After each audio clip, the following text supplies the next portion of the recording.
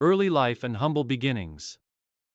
José Nasazzi was born on May 19, 1901, in Montevideo, Uruguay. Growing up in a working-class neighborhood, Nasazzi's early life was shaped by the values of hard work, discipline, and dedication. His family, though not wealthy, was supportive of his love for sports, and it was in the streets of Montevideo where Nasazzi first showed his potential in football. At the time, football was already becoming a passion in Uruguay, a country where the sport would go on to achieve great things on the international stage. Nasazzi, with his towering physique, agility, and natural athleticism, quickly became known for his prowess in local games. By the age of 14, Nasazzi joined Club Atlético Bella Vista, a club in his hometown, marking the beginning of his professional journey in football. Breakthrough at Nacional. The beginning of a legend.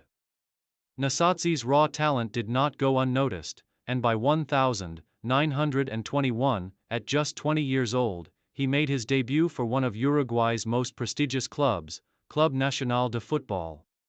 The club, which had established itself as one of the dominant forces in Uruguayan football, provided Nasazzi with the perfect platform to showcase his abilities. Nacional's prominence within Uruguay's domestic league helped Nasazzi gain exposure, and his strong performances quickly earned him a regular place in the first team. Nasazzi's early years at Nacional were characterized by his versatility, playing in various defensive and midfield positions. However, it was his leadership qualities, intelligence on the field, and calmness under pressure that set him apart from others.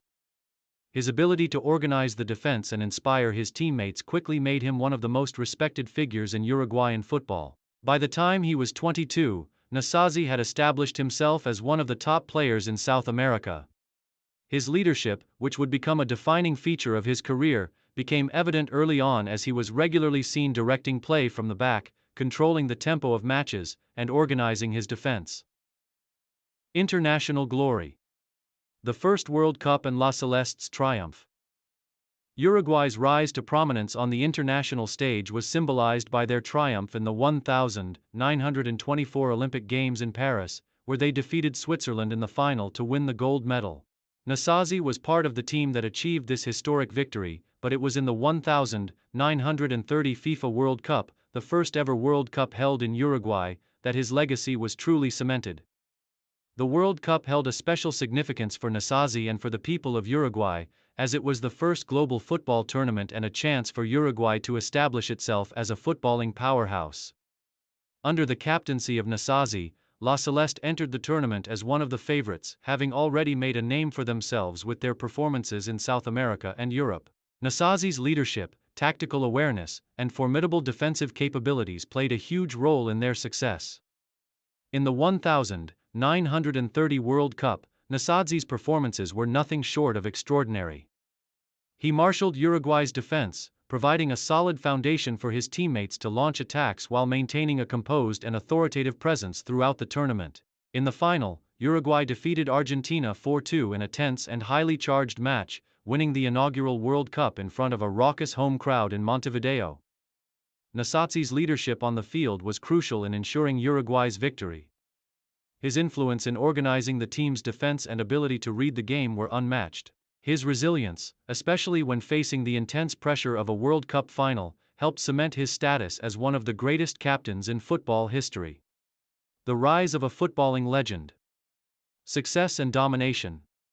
Following their success in the 1930 World Cup, Nasazzi and his teammates continued to dominate South American football. Uruguay's national team was now recognized as one of the most formidable in the world, and Nasazzi's leadership remained key to their sustained success. He was a natural leader, both on and off the field, and his commanding presence became synonymous with Uruguay's international success during this period. In the years following their World Cup victory, Nasazzi continued to lead Uruguay through various tournaments, including the Copa America, South American Championship. The team's dominance in South America continued, with Nasazzi as the anchor of the squad. His solid defensive abilities, tireless work rate, and tactical intelligence made him a cornerstone of the Uruguay national team. One of the most defining aspects of Nasazzi's playing style was his discipline. He was rarely caught out of position and was known for his ability to read the game before it unfolded. As a central defender, he was equally adept at winning aerial duels and making last-ditch tackles, yet his composure on the ball allowed him to contribute to Uruguay's attacking play when necessary. A captain's role. Leadership and influence. José Nasazzi's role as a captain for La Celeste was unparalleled. His leadership was a hallmark of both club and country, and his ability to motivate and inspire those around him elevated the teams he played for. As captain, Nasazzi was known for his calm demeanor, even in the most difficult of situations. His ability to stay composed under pressure and his experience in organizing the defense made him a trusted figure in the dressing room. His leadership extended beyond tactics. Nasazzi instilled a sense of unity in his teammates, and they often spoke of his ability to bring the best out of every player, whether they were star performers or supporting players. He was a captain who led by example on the field and used his presence to keep the team focused on their objectives. His respect for the game, for his teammates, and for the national colors made him a revered figure in Uruguay and beyond. Nasazzi's leadership transcended the boundaries of football. He became a symbol of Uruguayan pride. His ability to inspire national pride through his actions on the pitch made him one of the most iconic figures in the history of Uruguayan football. The decline of an era. Final years and retirement. After the 1930 World Cup, Nasazzi continued to play a prominent role in Uruguay's footballing success. However, as the 1930s drew to a close, the golden era of Uruguay's dominance was slowly fading. Nasazzi's career was not without its challenges, as injuries began to affect his performance in the latter stages of his playing career. By the time the 1934 FIFA World Cup came around, Nasazzi was 33 years old. While he was still a key figure for Uruguay, his physical condition was no longer at its peak. The tournament, which took place in Italy, was a disappointment for Uruguay as they were eliminated in the first round by Brazil. But Nasazzi's experience and leadership remained an integral part of the team. As his playing career came to an end in the mid-1930s, Nasazzi retired as one of Uruguay's most beloved and decorated players. His time at Club Nacional was equally significant, as he played a vital role in the club's success in both domestic and international competitions. Nasazzi's legacy as a defender, leader, and symbol of Uruguay's footballing prowess lived on long after his retirement.